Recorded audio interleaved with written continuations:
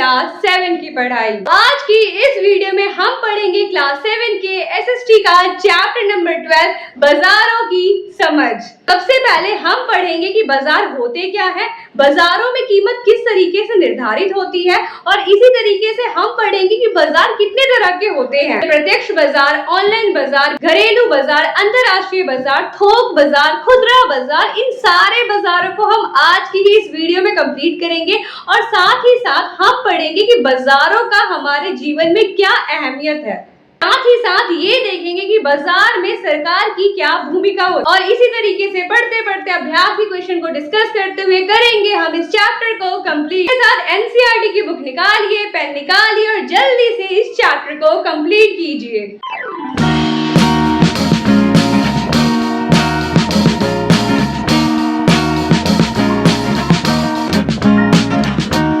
तो स्टार्ट करते हैं अपने चैप्टर के सुंदर से कोट के साथ। ये कोट कहा है एडम स्मिथ ने, ये बात जो कही है एडम स्मिथ ने कही है। क्या कहा है उन्होंने? तो उन्होंने कहा है कि बाजारों से समृद्धि तभी उत्पन्न होती है जब व्यक्तियों को उन वस्तुओं और सेवाओं की आवश्यकता होती है जिन्हें वे स्वयं निर्मित नहीं कर सकते, स्वयं नहीं बना सकते। क्या आप अपने घर पे साबुन बना सकते हैं? क्या आप अपने घर पे सर्फ बना सकते हैं? आप सर्फ और साबुन घर पे नहीं बना सकते। तभी आप जाते हैं बाजार से आपकी मम्मी ने बोला जाओ जाके साबुन लेकर आओ, तो आप जाके साबुन खरीद के लाते हैं। बाजार तब जाते हैं जब आपकी जरूरत पूरी नहीं होती है, आप उन चीजों को घर पे नहीं बना सकते जो चीजें आपको चाहिए, जैसे कि साबुन। तो आप जाते हैं बाजार, जाके साबुन लेकर आते हैं। तो जब आप बाजार जाते हैं तो वहां पे आप उनको पैसे तो देंगे, भैया को पैसे तो देंगे तभी ना सामान देंगे वो आपको। तो जब आप उनको पैसे देके सामान देते हैं तो बाजार इससे क्या होता है? बाजार होता है समृद्ध, बाजार होता है अमीर। तो यही बात यहाँ पे एडम स्मिथ ने बोली है कि जो चीज आप घर पे नहीं बना सकते उन्हीं को खरीदने के लिए, उन्हीं आवश्यकताओं को पूरा करने के लिए आप बाजार जाते हैं और इससे बाजार जो है समृद्ध होता है। तो ये बात कही है एडम स्मिथ ने, जो कि बहुत फेमस अर्थशास्त्री थे। अर्थशास्त्र के बारे में इन्होंने बहुत कुछ लिखा है। अर्थशास्त्र क्या है? अर्थशास्त्र एक सब्जेक्ट होता है, जैसे सोशल साइंस होते हैं, सोशल साइंस में भूगोल होता है, इतिहास होता है, राजनीतिक विज्ञान होता है, अर्थशास्त्र होता है। तो उसी अर्थशास्त्र सब्जेक्ट में इन्होंने बहुत बड़ा काम किया, बहुत योगदान है इनका, एडम स्मिथ का। ओके, एक और बात आपको ध्यान रखनी है, हम चैप्टर में आगे बढ़े तो आपको कुछ वर्ड जो है ये पता होना चाहिए, इनका मतलब क्या है। ये वर्ड जो है हमें बार बार चैप्टर में मिलेगा पढ़ने को। तो एक वर्ड है क्रेय। क्रेय मतलब कहते हैं खरीदना, जब हम कुछ खरीदते हैं तो उसे कहते हैं क्रेय। और एक होता है विक्रय। विक्रय मतलब बेचना। तो क से क्रेय, ख से खरीदना, व से विक्रय और ब से बेच देना। आगे आते हैं, एक आएगा वर्ड यहाँ पे क्रेता और विक्रेता। क्रेता जो खरीदने वाला होता है, जैसे आप कुछ खरीदने गए तो आप होंगे क्रेता, और विक्रेता जो अंकल आपको कुछ बेच रहे हैं वो होंगे बेचने वाले यानी विक्रेता। तो ये वर्ड जो है आपको ध्यान रखना, क्योंकि चैप्टर में ये बार बार ये वर्ड जो है यूज होंगे। अपने चैप्टर को, चैप्टर का नाम है बाजारों की समझ। तो बात करें बाजार होते क्या हैं, तो बाजार वही होते हैं जहां आप जाते होंगे घूमने के लिए, खाने के लिए, पीने के लिए। बट परिभाषा क्या होती है बाजार की? तो परिभाषा यहाँ पे मैंने लिखी है, वे स्थान जहां लोगों द्वारा विभिन्न वस्तुओं का क्रय विक्रय किया जाता है। अभी मैंने क्रय विक्रय आपको समझाया था। क्रय मतलब क्या होता है? खरीदना, और विक्रय मतलब क्या होता है? बेचना। जहां पे वस्तुएं खरीदी और बेची जाती है उस स्थल को हम लोग बाजार कहते हैं। हिंदी में इसको हाट कहते हैं और कन्नड़ में इसे मारुकट्टे कहते हैं। जैसे आपने फेमस हाट सुना होगा, दिल्ली हाट, ये दिल्ली हाट। तो ये हाट का क्या मतलब है? यहाँ पे हाट का मतलब ही होता है बाजार। तो ये आपको ध्यान रखना है बाजार की डेफिनेशन के बारे में। अब चलते हैं अपने इतिहास में, समझते हैं कि इतिहास में बाजार का स्वरूप किस तरीके से था। तो अगर बात करें, हम लोग बात कर रहे हैं 16वीं सदी के बाजार की। 16वीं सदी का मतलब क्या होता है? 16वीं सदी का मतलब होता है 1501 से लेकर के 1600 का समय पीरियड। इस टाइम के बाजार के बारे में हमें पढ़ने वाले हैं। अच्छा, आप मुझे बताइए अभी हम लोग कौन सी सदी में जी रहे हैं? अभी हम लोग 21वीं सदी में जी रहे हैं, यानी कि 2001 से लेकर के 2100 का टाइम पीरियड को हम लोग 21वीं सदी कहते हैं। तो इसी तरीके से हम 16वीं सदी के बाजार के बारे में पढ़ रहे हैं। अब ये बाजार है कहाँ पे? तो ये बाजार है विजयनगर साम्राज्य। विजयनगर साम्राज्य जो आज का कर्नाटक वाला हिस्सा है, वहां पे हमें ये बाजार देखने को मिलता है। विजयनगर साम्राज्य की राजधानी हुआ करती थी हम्पी, और ये बाजार लगता था हम्पी में। अब इस बाजार में जो है कई तरह की चीजें देखने को मिलती थी, अनाज से लेके, दूध से लेके, तेल, बीज, पशु, हर तरह का व्यापार यहाँ पे हमें देखने को मिलता था। अब ये बाजार क्यों इंपॉर्टेंट है, इसके बारे में हम क्यों पढ़ रहे हैं? तो इसके बारे में हम इसलिए पढ़ रहे रहे हैं क्योंकि दो यात्री जो है यहाँ पर आए थे हम्पी बाजार में, और जब ये यहाँ पर आए तो उन्होंने अपनी बुक में इस बाजार के बारे में बहुत अच्छा सा वर्णन किया है। जैसे पुर्तगाली यात्री थे डोमिंगो पेस, क्या नाम है यहाँ पे, डोमिंगो पेस, आपको ये नाम याद रखना है, डोमिंगो पेस। इन्होंने क्या बोला, इन्होंने ये बोला कि ये बाजार विश्व में सबसे उत्कृष्ट उपलब्धता वाला शहर है, कि यहाँ पे हर चीज उपलब्ध होती है। ये भी लिखते हैं कि हमें नहीं पता ये चीज आती कहाँ से, पर यहाँ पे हर चीज हमें उपलब्ध हुई देखने को मिलती है। इसी तरीके से एक और यात्री आए, पुर्तगाल से ही आए, फर्नाओ नुनीज। इन्होंने बोला कि यहाँ पे शिल्पकार होते हैं, यहाँ पे सुनार रहते हैं, यहाँ पे हर कोई जो है काम करते हुए देखने को मिलता है, और यहाँ पे कपड़े की दुकानें देखने को मिलती है। मतलब ये कहते हैं यहाँ पे हर तरह की चीजें हमें देखने को मिलती है। तो इसलिए कई सारे जो यहाँ पे यात्री आए, डोमिंगो पेज आए, फर्नाओ नुनीज आए, तो उन्होंने अपनी बुक में जो है इस बाजार के बारे में वर्णन किया। अब यहाँ पे क्वेश्चन क्या बन सकता है, यहाँ पे क्वेश्चन ये बन सकता है कि विश्व में उत्कृष्ट उपलब्धता वाला शहर किसको कहा गया, तो किसको कहा गया, हम्पी को कहा गया। किसने कहा, डोमिंगो पेस ने कहा। आपको ये बाजार के बारे में, हम्पी के बाजार के बारे में याद रखना है। अपनी कीमत और बाजार को समझने से पहले आप इन चित्रों को देखिए। पहला चित्र इसमें क्या दिखा रहा है, अगर आप ध्यान से देखेंगे इस इमेज को, तो इस इमेज में जो अमरूद बेच रहा है, अच्छा यहाँ पे हमने चैप्टर के स्टार्टिंग में ही क्रेता और विक्रेता पढ़ा था। क्रेता क्या होता है, क्रेता यानी खरीदने वाला, जो खरीदता है, और विक्रेता क्या होता है, जो बेचता है। तो इस इमेज में पहले तो आप मुझे ये बताइए क्रेता कौन है, तो आप बोलेंगे क्रेता ये इंसान लग रहा है, ये तो खरीदने के लिए खड़ा है। और विक्रेता कौन है, ये बेचने वाला विक्रेता है। तो ये क्रेता है यानी खरीदार है, ये विक्रेता है यानी बेचने वाला है।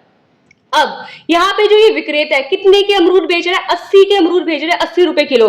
अब क्रेता बेचारा परेशान है, मैं इतने महंगे अमरूद नहीं लूंगा, इतने अमरूद मैं पैसे अफोर्ड ही नहीं कर सकता, 1 किलो अमरूद 80 रुपए के, इतना भाव कैसे लगा दिया तुमने। तो एक विक्रेता और विक्रेता आपस में थोड़ा झगड़ रहे हैं, क्योंकि यहाँ पे अमरूद की कीमत जो है ज्यादा है। अब इस इमेज को देखिए, इस इमेज में ये क्रेता है यानी जो खरीदार यहाँ पे खड़े हैं, और ये विक्रेता है जो बेच रहा है। अब यहाँ पे देखिए इसकी रेडी पूरी खाली हो चुकी है, पूरी खाली हो चुकी है। क्यों, क्योंकि कितने के बेच रहा है, 20 रुपए के बेच रहा है। अब जब ये 20 रुपए के बेच रहे हैं, लोगों को सस्ते लगे, लोगों ने सारे ले लिए। तो यहाँ पे क्या देखने को मिल रहा है कि क्रेता जो है थोड़ा निराश लग रहा है, थोड़ा सा उदास लग रहा है। आप देखेंगे इसकी शक्ल तो थोड़ा सा उदास लग रहा है। क्यों, क्योंकि उसको ज्यादा प्रॉफिट ही नहीं हुआ, ज्यादा लाभ ही नहीं हुआ। देखिए तीसरी इमेज को, तीसरी इमेज में यही हमारा क्या है, विक्रेता, और ये क्या है, हमारे क्रेता खड़े हैं यहाँ पे, क्रेता खरीदार, विक्रेता बेचने वाले। अब ये बेच रहे हैं यहाँ पे 40 के, और इसके अमरूद भी है, लोग भी इसके आसपास खरीदने के लिए खड़े हैं। तो यहाँ पे कीमत 40 है। तो यही बात यहाँ पे बोली जा रही है कि जब कीमत जो है अकॉर्डिंग हो किसके, क्रेता के, खरीदार के अकॉर्डिंग कीमत हो, और विक्रेता भी अच्छा प्रोडक्ट दे रहा हो, तो वहां पे जो है कीमत सही हो जाती है, कीमत निर्धारित हो जाती है, और उस व्यक्ति का भी धंधा चल जाता है, उस व्यक्ति को भी जो है प्रॉफिट होता है। इससे क्रेता भी खुश होता है, विक्रेता भी खुश होता है। और अब आ जाइए बोर्ड पे, तो बोर्ड में क्या बोला गया कि समय के साथ विक्रेता, विक्रेता याद रखिएगा, वी से, व से विक्रेता, ब से बेचने वाला, व से विक्रेता, ब से बेचने वाला। तो विक्रेता द्वारा उपलब्ध की गई वस्तु की मात्रा, कि वो 1 किलो दे रहा है, 2 किलो दे रहा है, तो वस्तु की मात्रा कितना वो दे रहा है। और क्रेता जो कि खरीदार होता है, क से क्रेता, ख से खरीदार, खरीदार द्वारा अपेक्षित मूल्य, जैसे खरीदार बोल रहा है कि मुझे 40 के अमरूद दे दो, तो अगर वो 40 के अमरूद उसको दे रहा है, तो यहाँ पे कीमत निर्धारित होगी, कीमत तय होगी कि 40 रुपए किलो जो है वो बेचेगा। तो इसी की तरह से बाजार में कीमत निर्धारित होती है, जिससे क्रेता, खरीदने वाला भी खुश, विक्रेता, बेचने वाला भी खुश। तो ये आपको जो है ध्यान रखना है, ये याद करने वाली चीज नहीं, बस ये समझने वाली चीज है। आज चूंकि चैप्टर के इंपॉर्टेंट टॉपिक पे जो है बाजार के प्रकार, जिसमें हमें तरह तरह के बाजारों के बारे में पढ़ना है, और इन सबको जो है हम लोग एक एक करके डिटेल में पढ़ेंगे। तो सबसे पहले हम लोग प्रत्यक्ष बाजार के बारे में पढ़ेंगे, ऑनलाइन बाजार के बारे में पढ़ेंगे, और घरेलू बाजार के बारे में पढ़ेंगे, अंतरराष्ट्रीय बाजार के बारे में पढ़ेंगे, थोक बाजार के बारे में पढ़ेंगे, खुदरा बाजार के बारे में पढ़ेंगे। और इन सब के साथ जो है चैप्टर बहुत, और ये जो टॉपिक्स है ना, ये चैप्टर के थोड़े से इंपॉर्टेंट टॉपिक है, तो इन सबको हम लोग एक एक करके डिटेल में पढ़ते हैं। आगे बढ़ने से पहले, बाजारों के प्रकार पढ़ने से पहले ये वर्ड मीनिंग आप अच्छे से देख लीजिए, क्या मतलब होता है। क्रेता मतलब खरीदार, विक्रेता मतलब बेचने वाला। सामान जो खरीदेगा क्रेता कहलाएगा, सामान जो बेचेगा विक्रेता कहलाएगा। सामान खरीदना, जब आप सामान खरीद रहे हैं तो हम कहेंगे आप सामान क्रय कर रहे हैं, जब आप सामान बेच रहे हैं तो हम कहेंगे आप विक्रय कर रहे हैं। तो ये आपको ध्यान रखना है। इसके अलावा बात आते हैं आयात। ये आयात और निर्यात, ये वर्ड भी हम चैप्टर में भी यूज करेंगे। तो जब दूसरे देश से सामान आ रहा है, आना आना आना आयात, निकलना निकलना निकलना निर्यात। जब दूसरे देश से हमारे देश में सामान आएगा हम कहेंगे आयात हो रहा है। जब हमारे देश से सामान दूसरे देश में जा रहा है तो हम कहेंगे निकल रहा है, यानी निर्यात हो रहा है। तो ये दोनों वर्ड भी आपको ध्यान रखना है। करें प्रत्यक्ष बाजार और ऑनलाइन बाजार के बारे में। अच्छा, एक और बात आपको ये क्वेश्चन जो है याद रखना है, ध्यान रखना है, क्योंकि क्या पता प्रत्यक्ष बाजार और ऑनलाइन बाजार में अंतर पूछ ले, तो आप पूरा का पूरा क्वेश्चन वहां पे टेप दीजिए, याद करके लिख लीजिए। क्या बोला जा रहा है प्रत्यक्ष बाजार में? तो नाम से ही पता चल रहा है प्रत्यक्ष बाजार, जहां पे इंसान प्रत्यक्ष रूप से जा रहा है, जहां क्रेता विक्रेता व्यक्तिगत रूप से मिल सकते हैं। जैसे आपको बोला आपकी मम्मी ने, जाओ जाके चाय पत्ती लेकर आओ, आप गए, अपने घर से निकले, दुकान वाले अंकल के पास पहुंचे, विक्रेता के पास पहुंचे, तो यहाँ पर आप यानी खरीदार है, तो आप है क्रेता, और जो अंकल बेच रहे हैं वो है विक्रेता। तो क्रेता और विक्रेता आपस में मिले, इसी को हम लोग प्रत्यक्ष बाजार कहते हैं। बट वही ऑनलाइन बाजार में क्रेता विक्रेता व्यक्तिगत रूप से नहीं मिल सकते। जैसे आपने ऑनलाइन शॉपिंग की होगी, आपने कभी कोई कपड़े मंगवाए होंगे, तो क्या जो आप जैसे किसी ऐप से, जैसे आप फ्लिपकार्ट से या अमेजन से कपड़े देख रहे हैं, तो क्या आप वहां पे दुकानदार को देख रहे हैं, आप विक्रेता को देख पा रहे हैं कि कौन विक्रेता है, कौन बेच रहा है? तो क्या आप उनसे मिल पा रहे? नहीं मिल पा रहे। तो यहाँ पे वही बोल रहे, क्रेता विक्रेता व्यक्तिगत रूप से नहीं मिल सकते। यहाँ पे सारा खेल क्रेता और विक्रेता का है। आप कंफ्यूज हो रहे होंगे, तो याद रखिए क्रेता मतलब खरीदने वाला। क से क्रेता, क के बाद क्या आता है हिंदी में? ख। तो क से क्रेता, ख से खरीदने वाला, क्रेता खरीदने वाला। विक्रेता, विक्रेता होता है बेचने वाला, व से विक्रेता, और इसी में आगे ब लगा दो, बेचने वाला। तो ये क्रेता विक्रेता का खेल है, ध्यान रखिएगा। इस वर्ड में आप कंफ्यूज हो रहे होंगे, कंफ्यूज मत होइएगा। तो प्रत्यक्ष बाजार क्रेता विक्रेता मिल रहे हैं, ऑनलाइन बाजार क्रेता विक्रेता आपस में नहीं मिल पा रहे। और प्रत्यक्ष बाजार में मुद्रा के बदले वस्तु सेवाएं क्रय की जाती है। आपने अंकल को पैसे दिए, अंकल ने आपको सामान दे दिया। ऑनलाइन बाजार में ऑनलाइन भुगतान, आप जो है क्यूआर के थ्रू, जो भी हमने पिछले चैप्टर में पढ़ा था, स्कैन करके आप पेमेंट करते हैं, डिजिटल पेमेंट करते हैं। तो ऑनलाइन भुगतान के माध्यम से आप वस्तुओं और सेवाएं क्रय कर सकते हैं। क्रय मतलब खरीद सकते हैं। जैसे प्रत्यक्ष बाजार का उदाहरण देखें तो साप्ताहिक बाजार, सप्ताह में आपके यहाँ बाजार लगता होगा, जैसे बुध बाजार, शनि बाजार, मंगल बाजार। तो जो सप्ताह में, हफ्ते में एक बार लगते हैं बाजार, उन्हें साप्ताहिक बाजार कहते हैं। तो यहाँ पे आप जो है प्रत्यक्ष रूप से दुकान जाते होंगे, बाजार जाते होंगे, सब्जियां खरीद के लाते होंगे, फल खरीद के लाते होंगे, दवाइयां खरीद के लाते होंगे, कपड़े खरीद के लाते होंगे। तो जहां आप अपने पैरों से चल के जा रहे हैं, क्रेता विक्रेता आपस में मिल रहे हैं, उसी को हम लोग प्रत्यक्ष बाजार कहते हैं। जिसका एक उदाहरण साप्ताहिक बाजार और हाट बाजार है। जैसे सबसे फेमस बाजार दिल्ली हाट। तो ये आपको ध्यान रखना है प्रत्यक्ष बाजार के बारे में। ऑनलाइन बाजार में क्रेता विक्रेता नहीं मिल पा रहे, आप दुकानदार के पास चल के नहीं जा पा रहे। यहाँ पे आप ऑनलाइन भुगतान के जरिए जो है वस्तुएं प्राप्त कर रहे हैं, जैसे अमेजन के थ्रू, फ्लिपकार्ट के थ्रू, मीशो के थ्रू, मिंत्रा के थ्रू। तो इनको जो है हम लोग ऑनलाइन बाजार कहते हैं। ये क्वेश्चन आपको ध्यान रखना है। हमारी बुक में ना एक जगह बात की गई है शेयर बाजार, जिसे स्टॉक मार्केट भी कहते हैं। अब ये शेयर बाजार क्या होता है? नाम से पता चल रहा है शेयर किया जा रहा है। शेयर किया जा रहा है, क्या शेयर किया जा रहा है? यहाँ पे मनी को शेयर किया जा रहा है। जैसे जब लोग बहुत ज्यादा अमीर हो जाते हैं, जब उनके पास बहुत ज्यादा पैसे हो जाते हैं, तो वो करते हैं इन्वेस्टमेंट। पहले डेफिनेशन समझिए, उसके बाद समझिए मैं क्या बोलना चाह रही हूँ। तो ऐसे बाजार जहां वस्तुओं और सेवाओं का आदान प्रदान नहीं होता है, उसे शेयर बाजार यानी कि स्टॉक मार्केट कहते हैं। मतलब यहाँ पे क्या हुआ? मतलब यहाँ पे जब जैसे मान लीजिए ये रिंकू है, रिंकू जो है बहुत अमीर हो चुका है, बहुत अमीर हो चुका है। अब जो है उसे एक कंपनी खरीदनी है, कंपनी जो है 100 करोड़ की, 100 करोड़ की कंपनी है, 100 करोड़ की कंपनी है, पर उसके पास 50 करोड़ रुपए हैं। अब वो सोच रहा है कि मुझे 50 करोड़ कहीं और से मिल जाए तो मैं ये कंपनी खरीद लूं। तो यहाँ पे वो अपने दो दोस्तों को ना कांटेक्ट करता है, फोन मिलाता है और दोनों से मिलता है, बोलता है कि भाई क्या तुम मुझे 25-25 करोड़ दे सकते हो? तो ये बोलता है हाँ मैं दे सकता हूँ, ये बोलता है हाँ मैं दे सकता हूँ। तो जब ये दोनों इसको 25-25 करोड़ रुपए देते हैं, तो पहले तो इसके पास क्या है, यहाँ पे 50 करोड़ है, फिर इसको 25 मिल जाते हैं, फिर इसको और 25 मिल जाते हैं, तो हो जाते हैं 100। तो इसके कंपनी जो है ये खरीद पाता है। तो यहाँ पे जो इसकी कंपनी है ये शेयर है। शेयर मतलब यहाँ पे इसकी भी भागीदारी है, इसकी भी भागीदारी है, इसकी भी भागीदारी है। तो इसी तरीके से बाजार होते हैं जहां पे लोग इन्वेस्टमेंट करते हैं। इन्वेस्टमेंट मतलब पैसे एक तरह से जमा करते हैं और मार्केट सही चलता है तो उनको प्रॉफिट होता है, लाभ होता है, और मार्केट अगर सही नहीं चलता, डाउन चलता है, तो उनको हानि होती है। तो ये जो होता है शेयर बाजार होता है। यहाँ पे बस लोग इन्वेस्टमेंट करते हैं, निवेश करते हैं ताकि उनके पैसे बढ़ सके। यहाँ पे कोई वस्तुएं और सेवाएं नहीं खरीदी जाती हैं। ये आपको याद रखना है 1 मार्कर के लिए। ऐसे क्वेश्चन पूछ ले कि ऐसे बाजार का नाम बताएं जहां वस्तुओं और सेवाओं का आदान प्रदान नहीं होता, तो उसे हम लोग शेयर बाजार यानी कि स्टॉक मार्केट कहते हैं। ये आपको ध्यान रखना है। अगला बाजार है हमारा घरेलू बाजार और अंतरराष्ट्रीय बाजार, तो वह बाजार जहां पे वस्तु या सेवा का क्रय विक्रय वही खरीदना बेचना देश की भौगोलिक सीमा। अब आप बोलेंगे भौगोलिक सीमा क्या होती है, तो भौगोलिक सीमा को ऐसे समझिए जैसे कि ये हमारा प्यारा सा छोटा सा इंडिया है। अब ये इंडिया की बाउंड्री है कि ये बाउंड्री है, इसे कहते हैं भौगोलिक सीमा। तो जब देश की इसी सीमा भौगोलिक सीमा के अंदर व्यापार हो रहा है, यहीं पे व्यापार हो रहा है, यहाँ हो रहा है, यहाँ हो रहा है, यहाँ हो रहा है, यहाँ हो रहा है, तो जब देश की सीमा के अंदर ही व्यापार हो रहा है उसे कहेंगे घरेलू बाजार। और जब देश की सीमा से बाहर हो रहा है, जैसे मैं यहाँ ब्राजील से सामान मंगा रही हूँ, यहाँ से मंगा रही हूँ, यहाँ से मंगा रही हूँ, तो देश की सीमा से देश की जो भौगोलिक सीमा उससे बाहर चले गए, तो जब बाहर चले गए तो इसे कहते हैं हम लोग अंतरराष्ट्रीय बाजार। तो यहाँ पे मैंने यही लिखा है कि वह बाजार जहां वस्तु सेवाओं का क्रय विक्रय देश की भौगोलिक सीमा के भीतर हो रहा है, देश की सीमा के अंदर हो रहा है, तो उसे हम कहेंगे घरेलू बाजार। पर वो बाजार जहां पे क्रय विक्रय खरीदना बेचना देश की भौगोलिक सीमा के बाहर हो रहा है उसे कहेंगे अंतरराष्ट्रीय बाजार।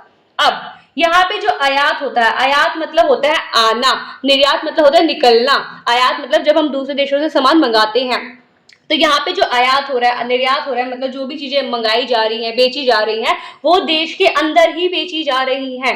और अंतरराष्ट्रीय बाजार में क्या होता है, आयात निर्यात देश के बाहर से होता है कि देश के बाहर से हम सामान को खरीद रहे हैं, देश के बाहर सामान को हम बेच रहे हैं। जैसे ये इंडिया है, इंडिया से बाहर मैं सामान बेच रही हूँ चाइना में, तो जब मैं दूसरे देश में सामान बेच रही हूँ, तो मैं जब सामान बेच रही हूँ तो मैं निर्यात कर रही हूँ, निकाल रही हूँ, अपने देश से सामान निकाल रही हूँ, तो उसे कहेंगे निर्यात करना।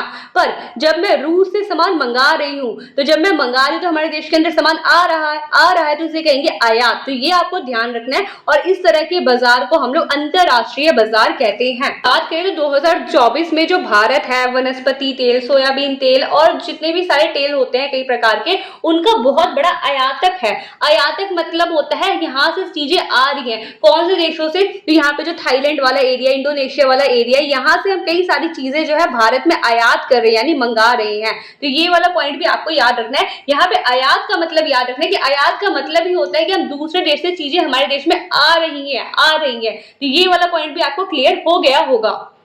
अब चैप्टर में आगे बढ़ने से पहले यहाँ पे एक स्टोरी समझिए। यहाँ पे एक स्टोरी है रामू। रामू क्या करता है, अपने खेत में बहुत सारी सब्जियां उगाता है। जब वो सब्जियां उगा रहा है तो उसका वो क्या करेगा, बेचेगा आगे। तो यहाँ पे रामू है उत्पादक, यानी विनिर्माता, जो चीजों का निर्माण कर रहा है। तो यहाँ पे रामू ने जो है यहाँ पे बहुत सारी सब्जियां उगाई, लगभग 500 किलो सब्जियां उसकी उग गई खेत में, और वो बहुत खुश हो गए, वाह आज 500 किलो उग गई, 500 किलो उग गई, अब तो मैं बहुत पैसे कमाऊंगा। अब यहाँ पे थोक व्यापारी आता है शामू। शामू जो है रामू के पास जाता है, बोलता है कि तुम्हारी जो है फसल बहुत अच्छी है, तुमने जो है बहुत अच्छी सब्जी उगाई है, तुम मुझे बेच दो।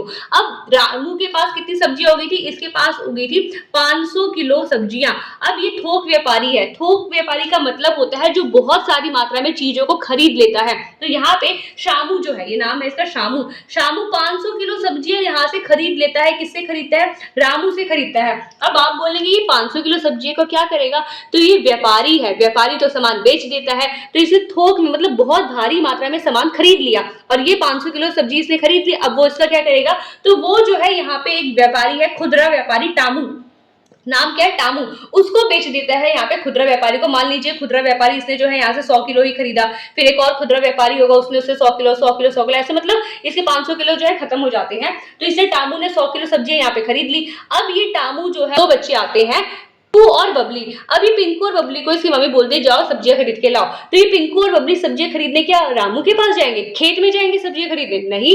क्या ये लोग थोक व्यापारी के पास जाएंगे जो बहुत भारी मात्रा में सब्जियां देता है? नहीं, वो तो 1 किलो सब्जी लेने जा रहे हैं, 2 किलो सब्जी लेने जा रहे हैं। पिंकू और बबली जो है यहाँ पे जाते हैं खुदरा व्यापारी टामू के पास, और टामू को बोलते हैं टामू अंकल हमें ना 1 किलो आलू दे दो। ये बोलती मुझे 2 किलो आलू दे दो। तो यहाँ पे जो है इन्होंने कम मात्रा में सब्जियां खरीदी। तो इसी तरीके से आप भी जब बाजार जाते होंगे अपने मम्मी के साथ, अपने पापा के साथ, तो वहां पे आप लोग 2-3 किलो सब्जियां खरीद के लाते होंगे। तो आप किससे खरीद के ला रहे हैं, टामू से खरीद के ला रहे हैं, यानी खुदरा व्यापारी से खरीद के ला रहे हैं। खुदरा व्यापारी का मतलब ही होता है जो थोड़ी थोड़ी मात्रा में सब्जियां बेच रहा है। समझ में आई होगी, दोबारा समझिए। रामू ने अपने खेत में उगाया बहुत सारा अनाज, लगभग 500 किलो अनाज उसका उग गया। तो वो है उत्पादक, उत्पन्न कर रहा है, विनिर्माता है, निर्माण कर रहा है। अब रामू ने ये सब्जियां बेच दी एक थोक व्यापारी को। थोक व्यापारी के पास बहुत पैसे होते हैं, इसलिए वो सोच रहा है कि मैं बहुत भारी मात्रा में थोक में सामान ले लेता हूँ। थोक का मतलब ही होता है बहुत बड़ी मात्रा में। तो शामू ने जो है यहाँ से 500 किलो सब्जियां इसकी खरीद ली। अब शामू भी खुश हो गया। अब शामू सोचता है मैं जो है इसको आगे बेचता हूँ। तो जब ये आगे बेचता है तो बेचता किसको है? खुदरा व्यापारी को। खुदरा व्यापारी कौन है यहाँ पे? टामू। टामू को जो है यहाँ पे सब्जियां खरीद लेता है शामू से। अब जब इसने सब्जियां खरीद ली तो अभी सब्जियों को सड़ाएगा तो नहीं, तो इन सब्जियों को आगे बेचेगा। तो यहाँ पे जितने भी कस्टमर आते हैं, जैसे ये पिंकू और बबली गए थे तो इनको जो है सब्जियां खरीद ली। तो इस तरीके से पूरा बाजार चलता है। हम लोग डायरेक्ट जिसने सामान बनाया है उसके पास जाके नहीं खरीदते हैं, बल्कि जो आप अपनी दुकान से, कई दुकान से चीनी खरीदते होंगे, चाय पत्ती खरीदते होंगे, वो कई तरीके से कई राज्यों से घूम फिरा के आपके पास चाय पत्ती के रूप में पैक होकर आया है। तो वो आप कहाँ से खरीद रहे? खुदरा व्यापारी से खरीद रहे। आपको ये ध्यान रखना है। तो होप सो आपको ये कहानी समझ में आ गई होगी। अब हम बढ़ते हैं चैप्टर की ओर।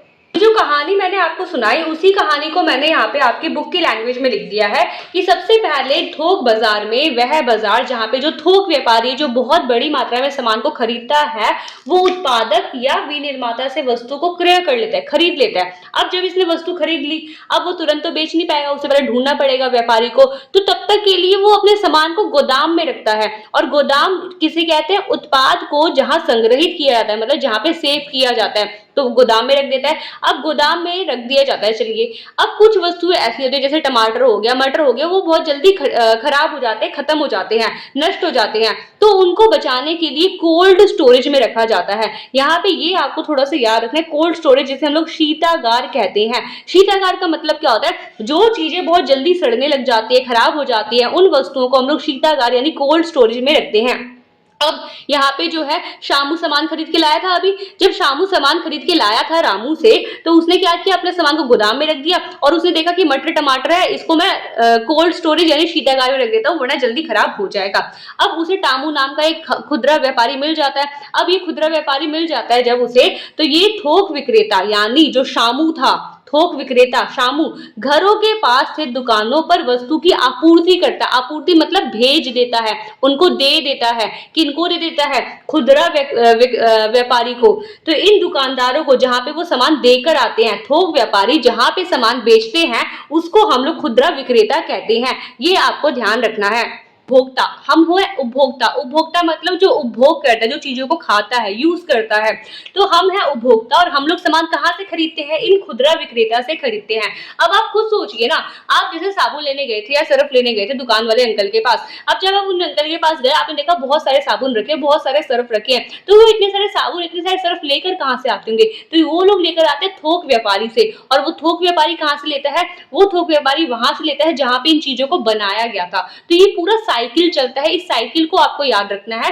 ये आपको होप सो समझ में आ गया होगा कि पहले क्या होता है? पहले जहां पे चीजें बनती है वहां से थोक व्यापारी खरीद के ले आता है। जब वो थोक व्यापारी खरीद के ले आता है तो उसको गोदाम में रख देता है और कुछ चीजें जो है जल्दी सड़ने लग जाती है तो उनको कोल्ड स्टोरेज यानी शीतागार में रख देता है। अब उसके बाद वो व्यापारी अपना सामान बेच देता है खुदरा व्यापारी को, और हम जो है सामान खरीदते हैं कहां से? खुदरा व्यापारी से। तो ये साइकिल आपको ध्यान रखना है, इंपॉर्टेंट है, थोड़ा समझ लीजिएगा इसे अच्छे से। अगला टॉपिक है वो हमारी कहानी का बहुत ही इंपॉर्टेंट पार्ट है। नाम क्या है? वितरक। वितरक क्या है? अभी हमने देखा थोक विक्रेता, खुदरा विक्रेता, निर्माता, ये सारे जो है आपस में चीजों को बेच रहे हैं, खरीद रहे हैं, ऐसा कर रहे हैं। तो इन चीजों को पहुंचा कौन रहा है? 500 किलो अनाज एक इंसान अकेले तो नहीं उठा सकता। या मान लीजिए कोई चीज दिल्ली में बनाई जा रही है और उसको पंजाब में थोक विक्रेता को खरीदना है, वो कैसे यहाँ तक लेके आएगा पंजाब तक? तो यहाँ पे ले जाने का जो काम करते हैं उन्हें वितरक कहते हैं। यानी ऐसा व्यक्ति या व्यवसाय, ऐसा व्यक्ति या ऐसा बिजनेस जो निर्माताओं से थोक विक्रेता और थोक विक्रेता से खुदरा विक्रेता तक वस्तुओं की आपूर्ति करता है, वस्तुओं को पहुंचाता है, उसे हम लोग वितरक कहते हैं। जैसे आप लोग देखते होंगे पोर्टर का सिस्टम आजकल इंडिया में चला हुआ है कि अगर कोई दिल्ली में कोई सामान बन रहा है तो वो हैदराबाद पहुंच जा रहा है, हैदराबाद में कोई सामान बन रहा है तो मुंबई पहुंच रहा है। तो ये जो सामान पहुंचाने का काम कर रहे हैं ये कौन करते हैं? इन्हें हम लोग वितरक कहते हैं। तो ये आपको ध्यान रखना है। अगर आपको अच्छा ये वितरक की डेफिनेशन आपको याद कर लेनी है। अगर वितरक पेपर में आता है तो आपको जो है ये डायग्राम भी बना लेना है, और डायग्राम को बनाने के साथ साथ आप यहाँ पे ये भी लिख दीजिएगा कि ये काम कौन कर रहा है? वितरक कर रहा है। ये काम कौन कर रहा है? ये काम वितरक कर रहा है। तो आपको थोड़े अच्छे नंबर मिलेंगे। तो होप सो आपको जो है ये टॉपिक अच्छे से समझ में आ गया होगा। आप एक बात समझते हैं सूरत के बारे में। सूरत कहाँ पे? सूरत हमारे गुजरात में है। अब ये सूरत जो है बहुत फेमस जगह है। जैसे अभी आपको मैंने वितरक समझाया, तो अगर आप ये इमेज देख पा रहे होंगे तो इस इमेज में आपको सूरत दिख रहा है। जो सूरत है यहाँ पे आपको एरो करके दिख रहा है, येलो कलर का एरो, कि वहां पे जो है जामनगर से, नागपुर से माल सूरत में आता है। सूरत जो है बहुत बड़ा वस्त्रों के उत्पादन का कारखाना यहाँ पे है, कि रेशम का कपड़ा आ जाता है, धागा आ जाता है, और जब ये धागे सूरत में आते हैं तो यहाँ पे उन धागों से बहुत अच्छा बढ़िया सा कपड़ा बनाया जाता है। तो सूरत जो है वस्त्र उत्पादन के यहाँ पे बहुत सारे कारखाने देखने को मिलते हैं। अब आप मुझे बताइए कि नागपुर से सूरत में सामान आ रहा है, जामनगर से सूरत में कच्चा धागा आ रहा है, तो ये धागा लाएगा कौन, ये कपड़ा लाएगा कौन? तो ये लाने का काम कौन करता है? अभी हमने पढ़ा वितरक करता है। कौन करता है? वितरक करता है। इसके अलावा सूरत के बारे में आपको एक और बात ध्यान रखना है कि सूरत जो है फेमस है हीरो के कारखानों के लिए। यहाँ पे हीरे के बहुत बड़े बड़े उद्योग हैं, तो ये आपको सूरत के बारे में पॉइंट याद रखना है हमारा, जिसमें हम पढ़ेंगे कि बाजार जो है लोगों के जीवन को कैसे प्रभावित करता है, लोगों के जीवन में इसका क्या महत्व है, समाज में इसका क्या महत्व है बाजार का। तो आप लोग जो बाजार जाते होंगे, अंकल आंटी से बात करते होंगे, जिनसे आपको सामान खरीदना है, तो उनसे आपका एक संबंध भी तो बन रहा है, बातचीत का संबंध बन रहा है, उनको आप जान रहे हैं, वो आपको जान रहे हैं। और कई बार तो कई ऐसे फैमिली होती, कई ऐसे परिवार होते हैं जिनका फैमिली डॉक्टर होता है, जिनका फैमिली सुनार होता है, जिनका फैमिली लोहार होता है, जहां से वो उसी दुकान से कोई चीज जो है खरीदते हैं, मंगवाते हैं। तो उनसे क्या है, हमारा एक संबंध बन जाता है, उनको बहुत अच्छे से जाने लग जाते हैं। तो इस तरीके से अगर हम देखें तो बाजार बहुत इंपॉर्टेंट है ना इंपॉर्टेंट। ये व्यक्तियों के बीच संबंध को बेहतर बनाने में अहम भूमिका निभाता है, तो वही हमें पढ़ना है। बाजार लोगों के आर्थिक जीवन हेतु महत्वपूर्ण है। इसका क्या मतलब हुआ? आर्थिक जीवन, बाजार में जो दुकानदार हैं उनका जो जीवन है, सामान बेच रहे हैं, उनका भी तो जीवन है, उनके भी तो बीवी है, उनके भी तो बच्चे हैं, तो उनको पैसे चाहिए, तो उनके आर्थिक जीवन के लिए बाजार जो है बहुत इंपॉर्टेंट भूमिका है। जैसे अगर आप एग्जाम्पल के थ्रू समझे तो कोरोना के टाइम पे कई सारे बाजार बंद हो गए थे, तो उस टाइम जो है कई सारे परिवारों में बहुत ज्यादा संकट भी आ गया था, पैसों का संकट आ गया था। तो अगर बाजार नहीं होंगे तो क्या उनका जीवन चल पाएगा? बहुत मुश्किल हो जाएगा। तो इसलिए बाजार लोगों के आर्थिक जीवन हेतु महत्वपूर्ण है।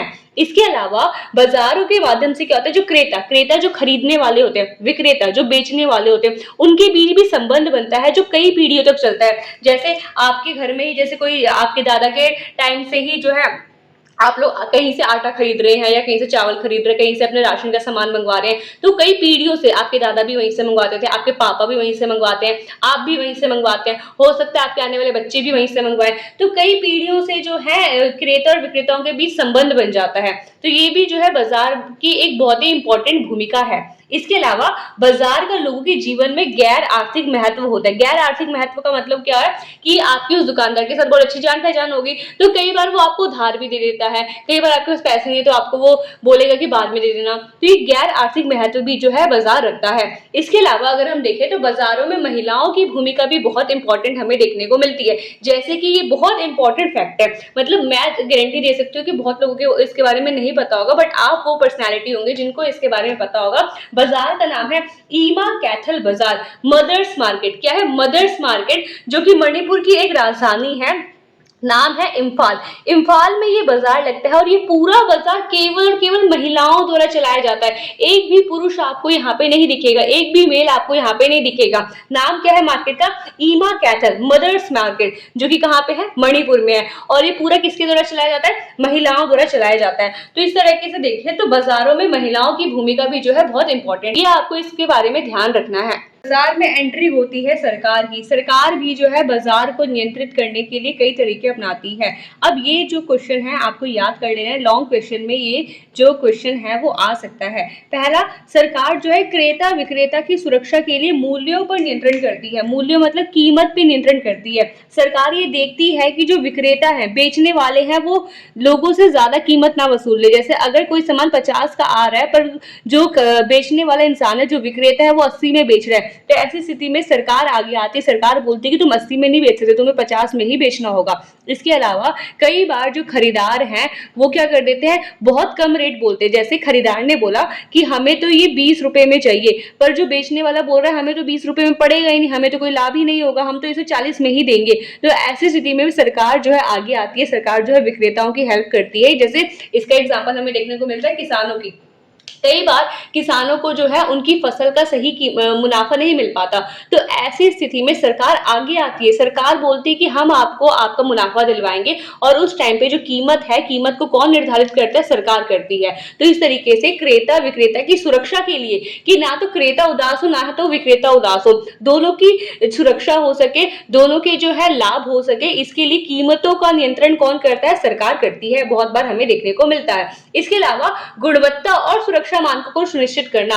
कई बार हम लोग के पास कई सारे प्रोडक्ट आते, कई सारे उत्पाद आते, कई सारी चीजें आती हैं जिनकी क्वालिटी बहुत खराब होती है। तो सरकार ये जांचने की कोशिश करती है कि उनकी क्वालिटी अच्छी हो, वो जो है हमारे लाइफ के लिए, हमारी सुरक्षा के लिए, हमारे जीवन के लिए जो है सुरक्षित हो। तो ये सब सुनिश्चित करने का काम किसका होता है? सरकार का होता है। जैसे हम लोग अभी घी खा रहे हैं, या फिर हम लोग जो है कोई चायपत्ती यूज कर रहे हैं, चीनी यूज कर रहे हैं, तो सरकार ये देखती है कि ये जो है सही क्वालिटी का हो, इसमें कोई मिलावट ना हो। तो ये सारा चेक करने का काम कौन करता है? सरकार करती है। इसके अलावा बाजारों के बाह्य प्रभावों को कम करना। अब ये वर्ड पकड़िएगा यहाँ पे, बाह्य प्रभाव। बाह्य प्रभाव क्या होता है? जैसे कई बार बाजार में कई ऐसी चीजें बिक रही होती हैं जो कि ऐसे फैक्ट्रियों में बनती हैं जिनसे प्रदूषण होता है। जैसे मान लीजिए बाजार में बिक रही है प्लास्टिक की बोतल। अब प्लास्टिक की बोतल आप लेने गए हैं, बट वो बोतल बनी कहाँ पे? वो बोतल किसी ना किसी फैक्ट्री में बनी होगी। अब उस बोतल को बनाने के लिए कई सारी गैसें निकली होंगी, कई सारा प्रदूषण किया गया होगा, जिससे पर्यावरण को नुकसान हो सकता है।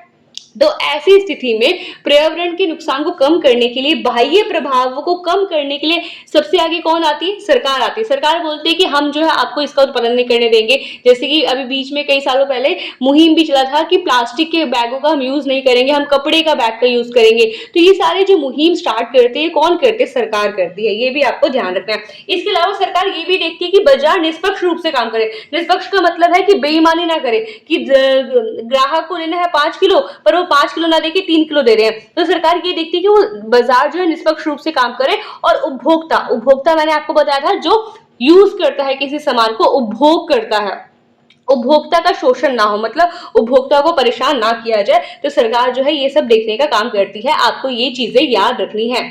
तो उपभोक्ताओं को सुविधा देने का बात बताया जा रहा है। ये केवल इंडिया में हमें अभी देखने को नहीं मिलता, ये प्राचीन काल में भी देखने को मिलता है। जैसे कि अगर आप इस बुक के पेज नंबर 266 को देखेंगे, तो यहाँ पे ये बात बोली गई है कि जो कौटिल्य थे, कौटिल्य हमने पढ़ा था अर्थशास्त्र, उन्होंने बुक लिखी थी। तो कौटिल्य ने अर्थशास्त्र की बुक लिखी थी, तो उसमें उन्होंने ये बताया कि जनता को जो है 1% भी नुकसान ना हो। तो उन्होंने ये बोला कि जो भी इंसान घी बेचता है, अब घी जो है उस टाइम डब्बे में नहीं आता था, उस टाइम जो है किसी बर्तन में नाप के घी दिया जाता था। तो जैसे मान लीजिए मैं जो है घी बेच रही हूँ, अब मैंने जो है एक कटोरी में जो है घी को डाल के जो है बोला कि आपको 1 किलो चाहिए, ठीक है मैं 1 किलो निकाल लेती हूँ। अब मैं जो है कटोरी में उसको नाप के दिखाया 1 किलो। अब जब मैं उस कटोरी से निकाल के उसको किसी थैले में दे रही हूँ घी, तो उस टाइम जो है जो चिपका रहता है कटोरी की सतह पे घी, तो अच्छे से नहीं जाएगा। तो यहाँ पे कौटिल्य बोलते हैं कि आपको जो है उस घी का जितना आपकी कटोरी में चिपका हुआ है, वो सारा घी जो है आपको एक्स्ट्रा देना पड़ेगा ग्राहक को। तो इससे पता चलता है कि ग्राहकों की, मतलब जनता की सबसे पहले कर्तव्य राज्य का है। तो यहाँ पे वही हमने सरकार के बारे में पढ़ा था। तो ये आपको ध्यान रखना है, जनरल सी बात है।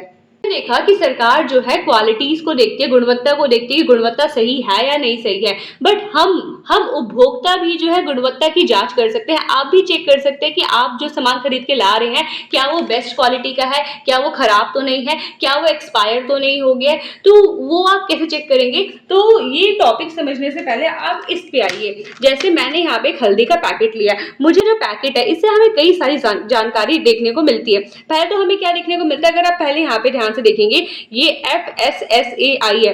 FSSAI जो है भारत सरकार द्वारा जारी किया जाता है एक चिन्ह, कि अगर ये आपको कई सारे चीजों पे, प्रोडक्ट पे देखने को मिल रहा है, तो आप उसे समझ सकते हैं कि वो सेफ है, वो सही तरीके से बन रहा है, उसकी क्वालिटी सही है। इसके अलावा और हमें क्या पता चल रहा है, और हमें इससे पता चल रहा है कि यहाँ पे जो है इसका रेट कितना है, रेट 80 रुपए दिखा रहा है। इसके अलावा डेट ऑफ एक्सपायरी, कि कब ये खत्म हो जाएगा, तो इसकी डेट ऑफ एक्सपायरी 2027 की है। इसके अलावा डेट ऑफ मैन्युफैक्चर मतलब ये बना कब है, तो 2026 में 7वें महीने में, मतलब जुलाई के टाइम पे ये हल्दी का पैकेट बना है, और ये हल्दी का पैकेट 2027 में जुलाई तक चलेगा। तो इससे हमें ये पता चला। इसके अलावा इससे जो है हमें ये पता चला कि इसका जो रेट है वो 80 रुपए का है।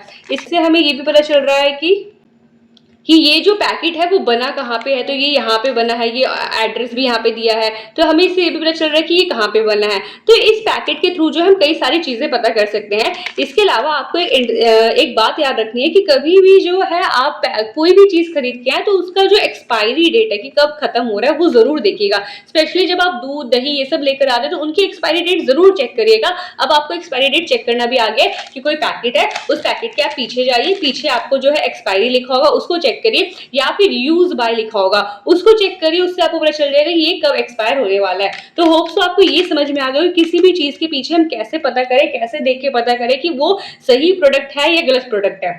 तो बात करें कि हम कैसे पता करें, कौन कौन से ऐसे चिन्ह हैं जो हमें चीजों पे देखने को मिलते हैं। जैसे हमने ये हल्दी का पैकेट देखा, तो हल्दी के पैकेट में हमें FSSAI ये देखने को मिला, जिससे हम निश्चिंत होकर ये देख सकते हैं कि ये भारत सरकार द्वारा चेक किया गया प्रोडक्ट है, भारत सरकार ने इसको चेक किया है और उसके बाद ही ये हमारे तक बिकने को आ रहा है। तो कैसे चेक करेंगे, तो सबसे पहले कई सारे चिन्ह होते हैं जैसे FSSAI। अब ये FSSAI का फुल फॉर्म क्या है, इसकी फुल फॉर्म आपको याद रखनी है, भारतीय खाद्य सुरक्षा मानक प्राधिकरण। क्या है, भारतीय खाद्य सुरक्षा मानक प्राधिकरण। अभी खाद्य का मतलब है, खाद्य मतलब जितनी भी चीजें जिन्हें खाया जा सके। अच्छा, ये ध्यान रखिएगा कि जो ये FSSAI का जो चिन्ह होता है वो किन पे हमें देखने को मिलता है, तो जितनी भी खाने वाली चीजें होती है, खाद्य पदार्थ होते हैं, जो हमारे मसाले हो गए, इसके अलावा जो हमारे चना दाल हो गए, इसके अलावा जो रस के पैकेट हो गए, बिस्किट के पैकेट हो गए, तो इन सब पे जो है हमें FSSAI का जो है चिन्ह देखने को मिलता है। और अगर आपको वो चिन्ह दिख गया तो आप निश्चिंत होकर जो है उसको खरीद सकते हैं। तो याद रखना है FSSAI किससे रिलेटेड है, खाद्य से, खाने वाली चीजों पे ये हमें देखने को मिलता है। क्या आप बाजार गए, बाजार से जो है आप आयरन लेकर आए, जिसे इस्त्री करते हैं वो लेकर आए, तो क्या उस इस्त्री पे आपको ये चिन्ह देखने को मिलेगा, नहीं मिलेगा, क्योंकि ये केवल और केवल खाने वाली चीजों पर ये चिन्ह होता है, आपको ध्यान रखना है। इसके अलावा ISI, जो आप ये चिन्ह देख पा रहे हैं ये है ISI का चिन्ह। अब ये ISI का चिन्ह हमें देखने को कहाँ मिलता है, तो जितने भी हमारे विद्युत उपकरण होते हैं, मोटर हो गए, जैसे गाड़ी के कई सारे मोटर होते हैं, गाड़ी के जो टायर होते हैं, इसके अलावा कई सारे कागज होते हैं, उनपे जो है हमें ISI का चिन्ह देखने को मिलता है। जैसे मेरे घर में एक प्रेस रखा हुआ है, इस्त्री रखा हुआ है, उस इस्त्री के डब्बे पे ISI का चिन्ह है, तो इसका मतलब यही हुआ कि मैं निश्चिंत होकर उस प्रोडक्ट को खरीद सकती हूँ। क्यों, क्योंकि उसे भारत सरकार ने चेक किया, भारत सरकार ने जब चेक कर लिया तो उसको ये चिन्ह दे दिया कि तुम जो है बेटर क्वालिटी को, तुम अच्छे क्वालिटी के हो, तो हम जो है निश्चिंत होकर उसको खरीद सकते हैं, यूज कर सकते हैं। तो ये आपको ध्यान रखना है। ओके, एक और बात, ये जो हमने FSSAI पढ़ा, ISI पढ़ा, ये दोनों चिन्ह देता कौन है, तो भारत सरकार की एक संस्था है। अब भारत सरकार के पास इतना फ्री टाइम तो नहीं कि हर जाके वो हर चीज को चेक करे, तो उसने जो है एक संस्था बना दी, संस्था का नाम है भारतीय मानक ब्यूरो। क्या नाम है, भारतीय मानक ब्यूरो। उसको बोल दे कि तुम्हारा ये काम है कि तुम जाके चेक करो कि जो भी इस बाजार में चीजें बन रही है क्या वो सही क्वालिटी की है, क्या वो बेटर क्वालिटी की है। अगर वो सही क्वालिटी की है तो उनको ये सारे चिन्ह दे दो। तो ये भारतीय मानक ब्यूरो जो है FSSAI और ISI का चिन्ह देने का काम करती है, आपको ध्यान रखना है। FSSAI खाने से रिलेटेड है, ISI विद्युत उपकरण से रिलेटेड है। अब बात करें एग मार्क। एग मार्क का मतलब याद रखिएगा, ये जो है कृषि उत्पाद, जितनी भी चीजें खेत से बनकर आ रही है, जो भी कृषि संबंधित उत्पाद होते हैं, जैसे दूध हो जाएगा, फल हो जाएगा, सब्जी हो गया, अनाज हो गया, दालें हो गए, मसाले हो गए, तो ये सारी चीजें जो हमें कृषि, इन सबको कहते हैं कृषि उत्पाद। कृषि उत्पाद का मतलब होता है जो खेत में बनाई जा रही है, तो इन सारे उत्पादों पर हमें एग मार्क का साइन देखने को मिलता है। जैसे इसका एग्जाम्पल, अगर आपके घर में घी का डब्बा है, घी का डब्बा उठाइए, घी के डब्बे के पीछे जाइए, वहां पे देखिए आपको एग मार्क का साइन मिलेगा। क्यों, क्योंकि घी जो है वो कृषि उत्पाद है, कृषि से रिलेटेड है, क्योंकि दूध उसे बन रहा है घी, तो इसी तरीके से, तो इसीलिए जो है हमें घी पे एग मार्क का साइन देखने को मिलता है। तो एग मार्क का संबंध किससे, कृषि उत्पाद से संबंध है। अब बात करें BEE स्टार रेटिंग। BEE का फुल फॉर्म क्या है, ऊर्जा दक्षता ब्यूरो। ऊर्जा दक्षता ब्यूरो मतलब जितने भी इलेक्ट्रॉनिक उपकरण, चाहे फ्रिज हो गया, AC हो गया, टीवी हो गया, लैपटॉप हो गया, उन सब की क्वालिटी को चेक करने का एक तरीका है कि आप देखिए उसके डब्बे पे BEE स्टार रेटिंग दी है या नहीं दी है। जैसे अगर आप ये इमेज देख पा रहे हो, तो ये इमेज जो है फ्रिज के एक उसकी है, फ्रिज के ये लगा हुआ है, तो यहाँ पे आपको ये दिख रहा है BEE BEE के साथ जो है यहाँ पे स्टार रेटिंग भी दी गई है। तो ये इसलिए दी जाती है जिससे पता चले कि जो ये फ्रिज है वो बेटर क्वालिटी का, अच्छे क्वालिटी का है। तो जो BEE स्टार रेटिंग होती है वो इलेक्ट्रॉनिक उपकरण, टीवी, लैपटॉप, फ्रिज पर हमें देखने को मिलती है। तो इन सभी चिन्हों के द्वारा आप चेक कर सकते हैं कि आपको जो चीजें मिल रही है क्या वो अच्छी क्वालिटी की है, क्या उनकी गुणवत्ता अच्छी है। तो इन तरीकों से आप चेक कर सकते हैं। FSSAI कहाँ पे होगा? जितनी भी खाने वाली चीजें होती हैं। ISI कहाँ पे होगा? विद्युत उपकरण जो इलेक्ट्रिसिटी से चलेंगी। एडमार कहाँ होगा? जितने भी कृषि उत्पाद हैं, फल सब्जी, उन पे। इसके अलावा जो BEE है वो कहाँ देखने को मिलेगा? तो जो इलेक्ट्रॉनिक उपकरण है, टीवी, लैपटॉप, फ्रिज, उन पे जो है हमें BEE स्टार रेटिंग देखने को मिलेगा। तो होप सो आपको ये टॉपिक समझ में आ गया होगा। तो हमारा पूरा चैप्टर समाप्त करते हैं अपने अभ्यास के क्वेश्चन को। तो पहला क्वेश्चन बोल रहा है बाजार की मुख्य विशेषता क्या है। तो जो मैंने आपको बाजार की डेफिनेशन, परिभाषा लिखवाई थी वो आप लिख दीजिएगा। इसके अलावा जो मैंने आपको बाजार और समाज वाले पॉइंट में कई सारे पॉइंट लिखवाए थे ना बाजार के बारे में, वो सारे के सारे पॉइंट आप इसके अंदर डाल दीजिएगा। सेकंड क्वेश्चन जो है आपको नहीं करना है। थर्ड क्वेश्चन क्या बोल रहा है? अमरूद के क्रय विक्रय के लिए उदाहरण में यदि विक्रेता को अच्छा मूल्य मिल रहा था, मतलब विक्रेता मतलब जो बेच रहा था उसको अच्छा कीमत मिल रहा था, तब वे किसानों से और अधिक अमरूद क्रय करने का, मतलब खरीदने का प्रयास करेगा ताकि वह उसी मूल्य पर बेचकर आमदनी बढ़ा सके। ऐसी स्थिति में किसान, अच्छा देखिए यहाँ पे क्या बोला जा रहा है। यहाँ पे ये बोला जा रहा है कि अभी हमने अमरूद वाला देखा था कहानी, अमरूद वाला जो कहानी देखा था, तो उसमें जब वो अमरूद बेच रहा था अच्छी कीमत पे तो उसको लाभ हो रहा था। तो वो अमरूद कहीं ना कहीं से तो खरीद के ला रहा होगा, तो वो खरीद के ला रहा था किसान से। अब जब उसकी अमरूद की अच्छी बिक्री हो रही है तो वो किसान से और अमरूद खरीदेगा। तो इससे किसान को क्या है, इससे किसान को ये समझ आएगा कि मुझे और अमरूद उगाना चाहिए, और अमरूद उगाना चाहिए। तो वो क्या करेगा? और अमरूद उगाएगा। तो यही वाला जो है आंसर इसमें आपको लिखना है। ये आप बना के कर सकते हैं। करें चौथे क्वेश्चन की। चौथा क्वेश्चन थोड़ा सा इंपॉर्टेंट हो जाता है। प्रत्यक्ष बाजार। प्रत्यक्ष बाजार में हमने क्या देखा था? क्रेता और विक्रेता प्रत्यक्ष रूप से मिलते हैं, उपस्थित होते हैं। इसके ये वाला, इससे ये वाला मिलेगा, ये वाला। ओके। ऑनलाइन बाजार क्या? ऑनलाइन बाजार में जो है आभासी रूप से मिलते हैं, मतलब प्रत्यक्ष रूप से नहीं मिलते हैं। मिल भी सकते हैं, नहीं भी मिल सकते, और इसमें किसी भी समय लेन देन कर सकते हैं। जैसे आपने सामान खरीद लिया, फिर आप पेमेंट कर देंगे बाद में, तो ये ऑनलाइन बाजार में है। घरेलू बाजार। घरेलू बाजार जो है राष्ट्र की सीमा के जब भीतर बाजार करते हैं तो उसे घरेलू बाजार कहते हैं। अंतरराष्ट्रीय बाजार जब राष्ट्र की सीमा के बाहर करते हैं तो उसे अंतरराष्ट्रीय कहते हैं। थोक बाजार। थोक बाजार बड़ी बड़ी मात्रा में सामान खरीद रहे हैं तो बड़ी मात्रा में सौदे। इसके अलावा खुदरा बाजार अंतिम उपभोक्ता तक वस्तुएं सेवाएं पहुंचाना। याद रखिएगा, इंपॉर्टेंट पॉइंट है। जो उपभोक्ता होते हैं, उपभोक्ता तक कौन सा व्यापारी जो है सामान पहुंचाता है? क्या थोक व्यापारी पहुंचाता है? नहीं। कौन सा व्यापारी पहुंचाता है? खुदरा व्यापारी पहुंचाता है। तो इसका मिलान ये होगा। थोड़ा खिचड़ी बन गया है, पर आप इसको जो है अच्छे से मिलान कर लीजिएगा अपने बुक में। बात करें पांचवें क्वेश्चन की नहीं करना, छठे क्वेश्चन की नहीं करना, इतना इंपॉर्टेंट क्वेश्चन नहीं है। ओके, जो सातवां क्वेश्चन है, सातवें क्वेश्चन में क्या कहा है? भारत के कुछ जिले टमाटर उगाने के लिए फेमस है। हालांकि कुछ मौसम में किसानों के लिए स्थिति अच्छी नहीं होती, मतलब उनकी फसल कई बार अच्छी नहीं उगती है। अधिक उपज होने पर कृषक द्वारा अपने उपज को फेंकने और उनका सारा श्रम नष्ट होने के समाचार आते हैं। जैसे आपने कई बार न्यूज में सुना होगा कि कई सारे किसानों ने जो है टमाटरों को फेंक दिया। क्यों फेंकते हैं वो टमाटर? तो इसके पीछे कई सारे कारण होते हैं। अब आगे क्वेश्चन में क्या बोल रहा है अभी हम डिस्कस करेंगे इसको भी। आपके विचार में किसान ऐसा क्यों करते हैं? तो क्यों करते हैं जान लेते हैं क्यों करते हैं। तो कई बार जो है किसानों को उनके टमाटर की अच्छी कीमत नहीं मिल पाती। अब जो है किसान ने बहुत सारा टमाटर उगा लिया, बहुत सारा टमाटर उगा लिया, तो बाजार में जो है टमाटर की जरूरत भी है, बट जो व्यापारी होते हैं, जो किसानों से सामान खरीदते हैं, जो थोक व्यापारी होते हैं, वो जो है किसानों को सही कीमत नहीं देते। जैसे किसान बोल रहे हैं हमें 10 रुपए का टमाटर जो है बेचना है, पर थोक व्यापारी बोलेगा नहीं मैं तो 5 रुपए में खरीदूंगा। तो ऐसी स्थिति में जो है किसान गुस्सा हो जाते हैं और क्या कर देते हैं, अपनी मेहनत को बर्बाद कर देते हैं और टमाटर को जो है फेंक देते हैं। तो यहाँ पे वो अपने एक तरह से विरोध जताते हैं। अब आगे क्वेश्चन में क्या बोल रहा है? ऐसी स्थिति में थोक विक्रेता क्या भूमिका निभा सकते हैं? यह सुनिश्चित करने के संभावित उपाय क्या हो सकते हैं जिससे टमाटर बर्बाद न हो और किसानों को नुकसान भी ना पहुंचे। तो ऐसी स्थिति में एकमात्र उपाय ये है कि थोक विक्रेता, जो थोक व्यापारी है, वो भी जो है किसान की भावनाओं को समझे और उनको भी जो है उचित मूल्य दे, क्योंकि उन्होंने भी तो मेहनत किया, उन्होंने भी तो टमाटर उगाया है। तो ऐसी स्थिति में जो थोक विक्रेता होते हैं वो यही भूमिका निभा सकते हैं कि वो जो है किसानों को उनकी उपज का बेहतर से बेहतर दाम मुहैया कराए। इसके अलावा इसमें यह भी किया जा सकता है संभावित उपाय में कि सरकार जो है टमाटर की जो है न्यूनतम मूल्य तय कर दे कि 10 रुपए से कम में तो टमाटर बेच ही नहीं सकते। तो इसमें सरकार भी जो है भूमिका निभा सकती है। तो इसमें आपको 2 पॉइंट लिख सकते हैं कि थोक व्यापारी सही मूल्य प्रदान करे, सही कीमत प्रदान करे। 10 रुपए बोल रहे हैं 10 रुपए दे। दूसरा इसमें एक और ये हो सकता है कि सरकार अधिकतम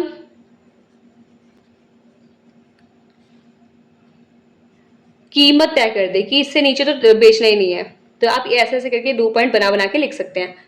जो 8वां क्वेश्चन है, 9वां क्वेश्चन है, 10वां क्वेश्चन है, आपको नहीं करना है, इतना इंपॉर्टेंट क्वेश्चन नहीं है। तो यहाँ पे हमने अभ्यास के क्वेश्चन को भी कर लिया। रहा आपका आज का होमवर्क, तो मुझे कमेंट करके जरूर बताएं कि 6 में से आपका कितना स्कोर रहा, और इसका आंसर आपको हमारे व्हाट्सएप चैनल पे मिल जाएगा। और ध्यान रखिएगा आप लोग कि आज से आप जब भी कोई वस्तु खरीदने जाएं बाजार में, दुकान पे, तो उसके पीछे जो एक्सपायरी डेट लिखी होती है या FSSAI, एग मार्क, ये सारा मार्क या चिन्ह देख कर ही सामान खरीदे, ताकि जो है आपको दुकानदार ठग ना सके और आप भी जागरूक उपभोक्ता बन सके।